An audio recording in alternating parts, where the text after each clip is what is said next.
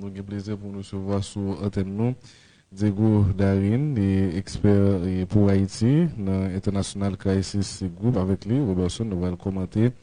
Et là, tu sais que le représentant spécial et force de répression des gangs, Jacques Christophides, voyez 29 juin qui sont passés à le Conseil de sécurité des Nations Unies, à côté de présenter un plan détaillé avec des objectifs mesurables et recherchés pour réduire considérablement menaces et groupes criminels en Haïti. Diego Darin, bonjour. Un plaisir de vous recevoir ce matin sur Magic 9. Bonjour, merci beaucoup pour l'invitation. Bonjour, monsieur Darin, merci d'être disponible pour Magic 9 ce matin encore, Daniel. De le dire, nous allons évoquer avec vous cette lettre envoyée par monsieur Jacques Christophides, responsable de la force de répression des gangs, à son excellence Léonore Zabaleta Torres, présidente du Conseil de sécurité. Dans cette lettre, monsieur Christophides a évoqué les objectifs de la force de répression des gangs, 3 objectifs. Nous allons avec vous commenter ces objectifs. Commenter également les dispositifs envisagés pour mesurer l'impact des opérations, avoir aussi vos commentaires sur le résultat escompté. Le résultat escompté est, selon ce qu'a écrit monsieur Christophides, que d'ici au 30 septembre 2028, la FRG ait réduit les capacités des groupes armés qui menacent l'État haïtien et instaurer les conditions minimales de sécurité nécessaires à la poursuite des efforts internationaux de stabilisation et à la reconstruction progressive des institutions de sécurité haïtiennes. En second lieu, nous sommes très tentés d'aborder avec vous les perspectives de ratification pour une année supplémentaire de la force de répression des gangs. Nous sommes actuellement d'accord jusqu'au 30 septembre. Et en troisième lieu, évoquer avec vous l'une des questions clés, c'est l'obtention des ressources financières, des équipements et particulièrement le personnel. La force prévoit de mobiliser 5500 personnes sur le terrain. D'abord, la première question, vous avez forcément lu cette lettre de M. Christophides et lu également les objectifs. Analyse, lecture et observation. Les Godari. Oui, donc c'est un document qui est court, puisque le représentant de la force, c'est le représentant civil, c'est pas le représentant militaire, c'est pas le leader militaire qui est exercé par le commandant de la Mongolie qui est arrivé il y a quelque temps en Haïti, qui va être celui qui va être chargé des opérations au jour le jour et disons plus en détail de ce qui des opérations de la mission, mais le Conseil de sécurité avait demandé du représentant civil de la force, donc monsieur Jacques Christophides, de présenter un peu en termes généraux la stratégie et quelques mesures de l'impact pour essayer d'évaluer l'effectivité de cette nouvelle force, pour avoir donc des indicateurs qui permettent à la force elle-même d'établir ses propres objectifs, et donc au Conseil de sécurité de l'ONU qui fait le monitoring de ces opérations, d'avoir un cadre plus clair pour évaluer les opérations. Ce qui est quelque chose de différent par rapport à la force précédente, qui certes avait aussi des objectifs, une stratégie et des indicateurs, mais avec un cadre d'évaluation qui était un peu moins clair pour permettre au Conseil de sécurité de suivre l'évolution du déploiement et des opérations de cette nouvelle force. Il n'y a rien de très nouveau dans ce qui est présenté dans ce document de plus ou moins 5 pages. Il y a donc les objectifs en général de cette force et l'end state, donc cet état qui pourrait permettre à la force de partir du pays. Les objectifs sont quoi? Reprendre le contrôle des territoires en ce moment contrôlés par les gangs, sécuriser des infrastructures critiques et finalement un objectif un peu plus vaste qui est celui de créer un environnement qui permette de d'avoir une stabilité plus à moyen et long terme, et donc qui implique que les forces de sécurité haïtiennes aussi aient des capacités renforcées, mais aussi créer un environnement de sécurité qui permette d'organiser des élections, que l'aide humanitaire parvienne à tous ceux qui en ont besoin dans la capitale et ailleurs, et combattre le trafic illicite d'armes. Quant à cette deadline que se donne qui est certes bon, ici on se dit que les objectifs devraient être atteints vers septembre 2028, donc 3 ans après l'approbation de la force de répression de gangs par le Conseil de sécurité de l'ONU. C'est une date qui bien sûr pourra être modifiée selon l'évolution du déploiement et des opérations offensives de la force, mais c'est un objectif il reste à voir si ça va pouvoir être atteint, puisque pour recouvrir le contrôle des ports maritimes, de l'aéroport national, des principales routes et des entrées à la capitale, ainsi que réduire la capacité des gangs, non seulement dans le département de l'Ouest, mais aussi dans l'Artibonite et dans le centre, il faudra des opérations qui aient une très bonne coordination, non seulement entre les différents contingents de la force, mais aussi avec les forces nationales haïtiennes, avec la PNH, avec la FADH. La task force, bien sûr, elle n'est pas mentionnée dans ces documents, puisque la mission n'est pas officiellement habilitée à avoir une coordination ni d'opération conjointe avec la task force qui intègre des membres d'une compagnie de sécurité étrangère. Mais idéalement, il devrait y avoir une coordination entre toutes les forces qui sont déployées sur le terrain pour pouvoir avoir le maximum du potentiel de toutes ces forces, et aussi éviter des incidents qui peuvent être compliqués quand on partage des territoires de combat, comme lorsque, par exemple, 2 policiers SWAT ont été tués par un drone piégé qui avait été récupéré par la population civile, par des membres de la population, et qu'en essayant de le désarmer, ils ont été tués et d'autres ont été blessés. Donc voilà, des objectifs qui sont pas surprenants, qui étaient prévus d'ailleurs par la résolution qui avait créé cette nouvelle force. Le seul élément vraiment nouveau ici, c'est cet objectif d'avoir de véritables résultats d'ici septembre 2028. C'est dans le cadre, disons mieux, c'est dans un contexte d'effort pour le renouvellement du mandat de la force de répression des gangs que M. Christophe Fides a écrit cette lettre à Mme Torres du Conseil de sécurité. Dans ce contexte également, en Haïti, nous avons reçu la visite de Mike Waltz, qui est l'ambassadeur des États-Unis à l'ONU. Ces 2 faits permettent de faire pendant la prochaine question sur les perspectives de ratification de la FRG par le Conseil de sécurité. Il y a du suspense et du tout cuit, ça va être une formalité. Quelles sont les perspectives à ce niveau-là, Diego Dari?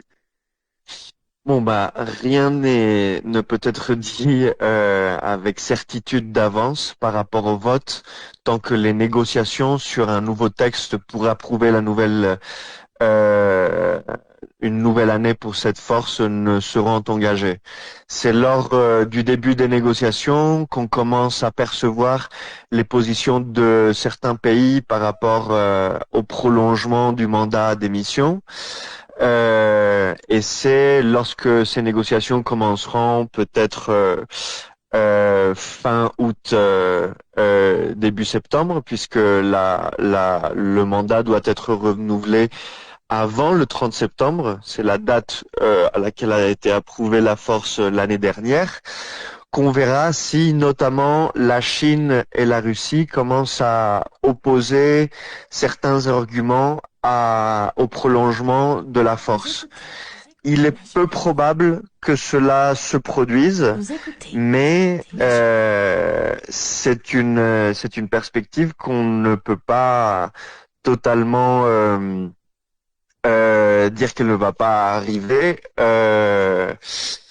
Jusqu'ici, bon, le déploiement a plus ou moins suivi ce qui était prévu, notamment avec l'établissement du bureau d'appui de l'ONU pour la force de répression de gangs, qui a été établi dans les termes et dans les dates qui a été prévu. Depuis avril, il est opérationnel.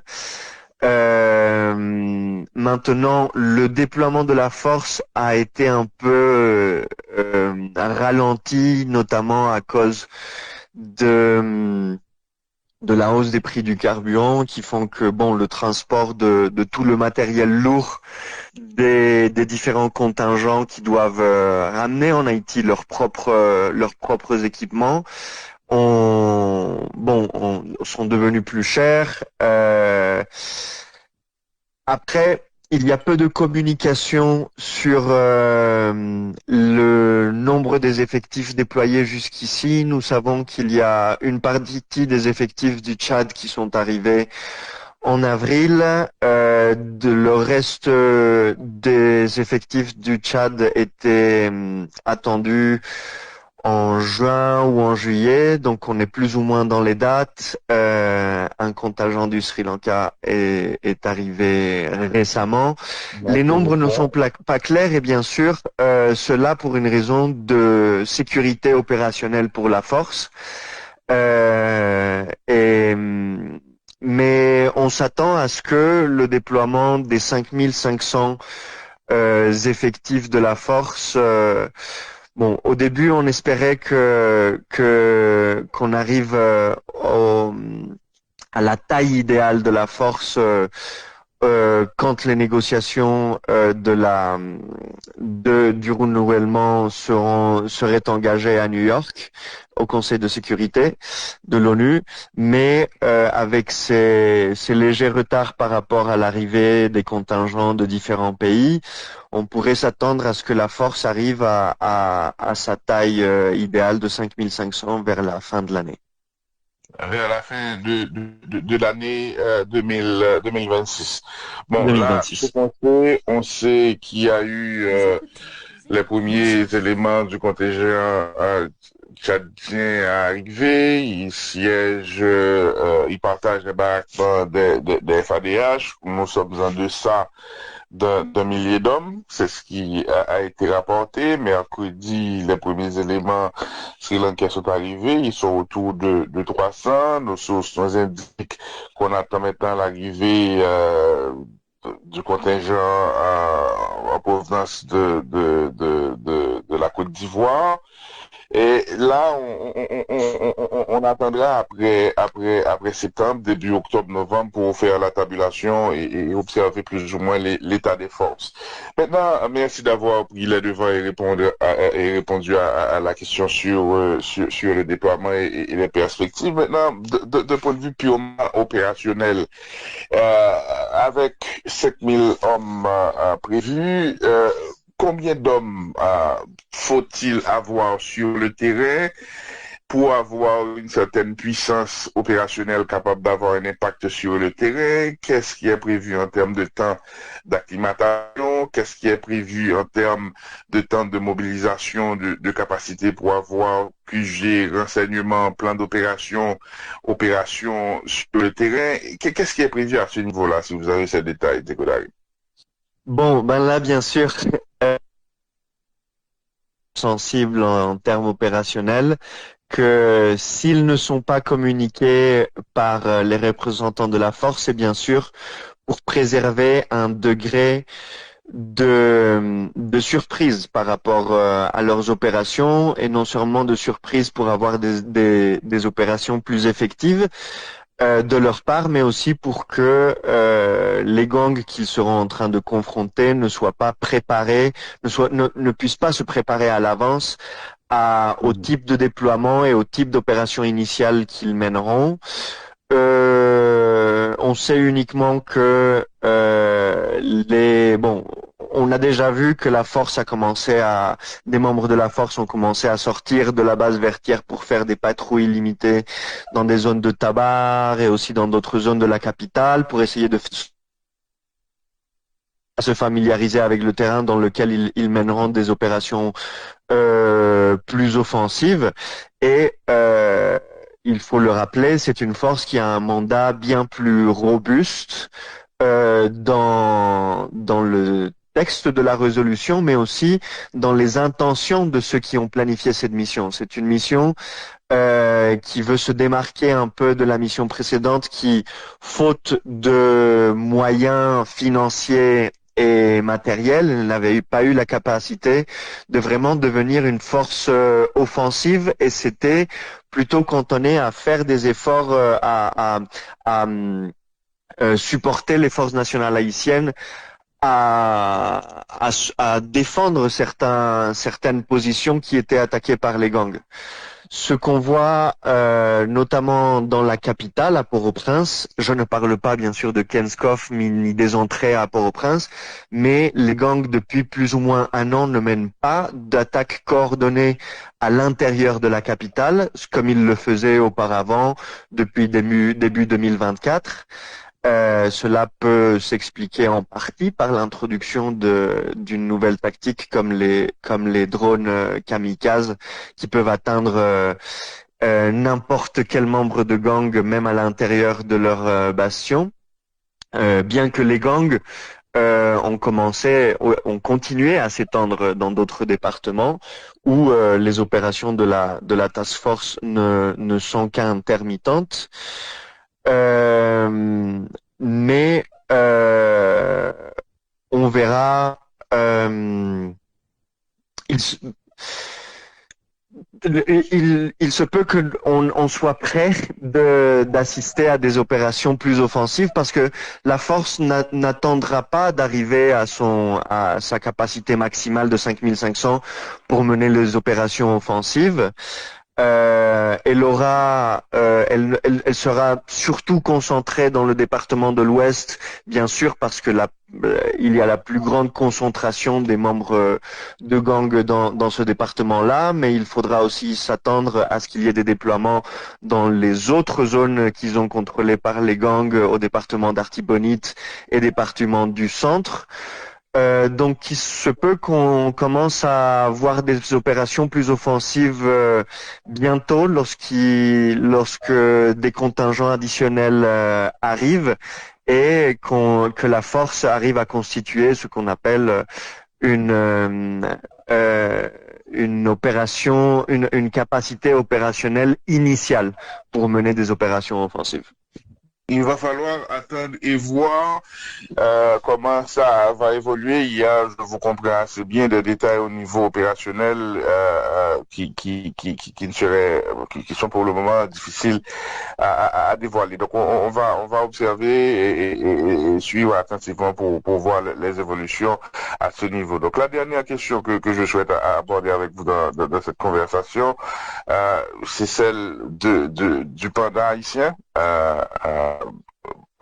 3 ans, c'est la durée de la mission de cette force pour permettre à Haïti de développer ses propres capacités et d'être en mesure d'assurer la sécurité du territoire, la neutralisation des gangs et la poursuite du fonctionnement normal des activités dans les départements touchés par la violence de ces gangs. Dans l'éditorial de ce matin, Franck Duval évoquait l'investissement conséquent effectué par le gouvernement pour mieux équiper les FADH et la PNH. La coopération internationale joue un rôle important en termes de formation, en termes d'équipement de ces forces. Il y a un plan qui est exécuté pour permettre de renforcer le personnel de la PNH, le P4000, et les FADH ont en formation des centaines de recrues, et parmi ces recrues, il y a au milieu de ces recrues, il y a certains qui sont recrutés pour intégrer une force spéciale avec capacité d'agir, des stratégies de guérilla en milieu urbain et dans les montagnes. On l'a vu à Keshkov. Donc, ce sont des éléments à prendre en compte. Maintenant, la question, est-ce que, à l'analyse, vous autres, au niveau de l'International Crisis Group, vous observez les investissements effectués par la partie haïtienne pour justement renforcer ses capacités et prendre le relais? Est-ce que ce que vous avez vu jusqu'à présent vous semble satisfaisant? Est-ce qu'on est sur la bonne voie? Et à ce niveau-là, Diego Darine, et c'est ma dernière question. Écoutez, bien sûr, et ça c'est un élément crucial de la stratégie de sortie de la mission, puisque il faut éviter à tout prix le scénario de 2017, lorsque la MINUSTAH est partie sans qu'il y ait un appareil sécuritaire étatique qui puisse reprendre qui puisse prendre le relais de manière effective et maintenir les gains de sécurité qui puissent être possibles grâce à l'appui d'une force étrangère. Bien sûr, l'objectif de cette intervention, comme ça aurait dû ou ça a dû être le cas pour les interventions militaires étrangères précédentes, c'est précisément d'éviter que l'État haïtien ne requiert d'une aide à nouveau d'une aide internationale pour maintenir la sécurité ou arriver à des niveaux de sécurité qui soient gérables par les autorités haïtiennes. Donc en ce moment, il y a beaucoup d'efforts qui sont, comme vous le disiez, qui sont faits en ce moment pour augmenter les effectifs des forces de sécurité haïtiennes, et il est non seulement le cas pour la PNH, mais aussi avec les FADH, qui depuis 2024 ont eu une hausse du budget qui leur est accordée, une hausse assez significative. On est passé d'environ 1 milliard de gourdes à 10 milliards de gourdes en quelques années seulement, de 2022 à 2026. Donc une part du budget de sécurité qui est attribuée aux FADH pour constituer une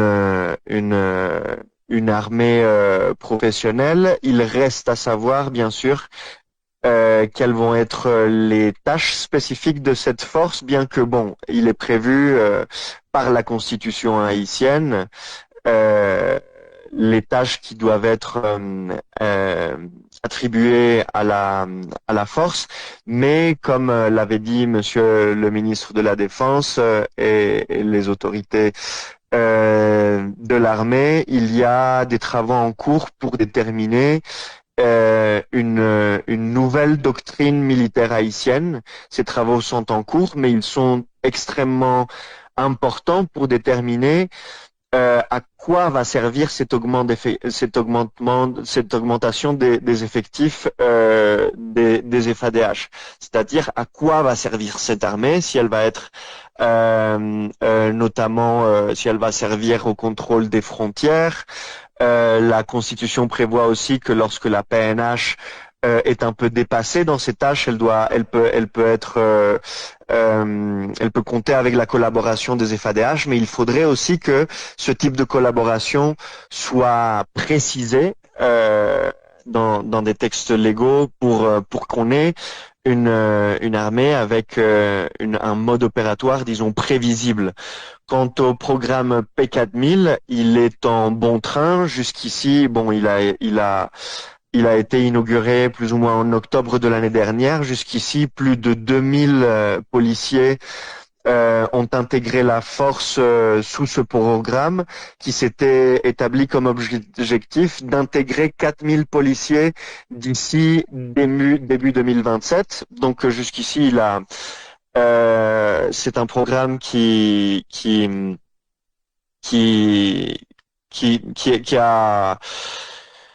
réussit à achever ses objectifs. Seulement, il faut commencer à penser au niveau stratégique global.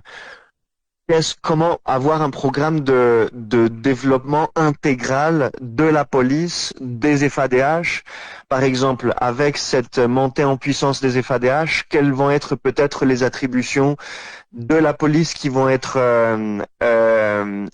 attribuées aux FADH, notamment en termes de contrôle des frontières peut-être, et pour toute cette réflexion, disons, pour le moyen et long terme de développement intégral des forces de sécurité haïtiennes, aussi réfléchir à qu'est-ce qui va être fait avec la BESAP, la Brigade de surveillance des aires protégées, qui compte avec plus de 3000 membres enregistrés officiellement.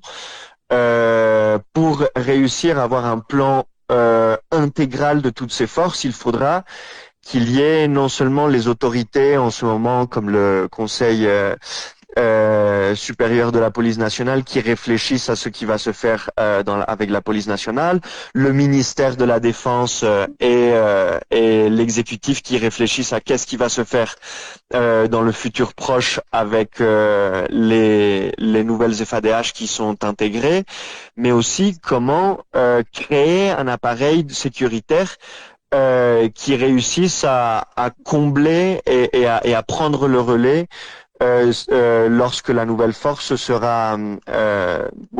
commencera à partir, peut-être à l'horizon de 2028. Pour ça, en réalité, et c'est ce que nous avons recommandé depuis des années à Crisis Group, et c'est ce que des gouvernements précédents avaient prévu de faire, c'était de créer un Conseil national de sécurité. Bon, il y a différentes structures qui ont été proposées depuis 2024. Mais l'idée étant d'avoir des experts en sécurité haïtiens qui s'attellent à ces questions de comment renforcer la police, comment renforcer les FADH, comment créer des forces complémentaires, comment distribuer les différentes tâches de sécurité pour que les autorités haïtiennes n'aient plus besoin dans le futur d'avoir recours à des forces étrangères pour maintenir ou rétablir la sécurité dans le pays. Et comment également penser à une fiscalité pour soutenir ces efforts, parce que la défense et la sécurité, ça coûte beaucoup, et on a vu le coût humain, économique de nos défaillances à ce niveau-là, et on doit comprendre l'importance de mobiliser nos propres ressources pour financer ces constructions institutionnelles et ces constructions de capacités pour répondre à nos besoins en termes de sécurité et de défense du territoire. Deko Darine, merci un peu pour tout ça accorder. Nous passons bonne la journée, n'a pas l'autre fois. Bien sûr, merci à vous. Bye bye.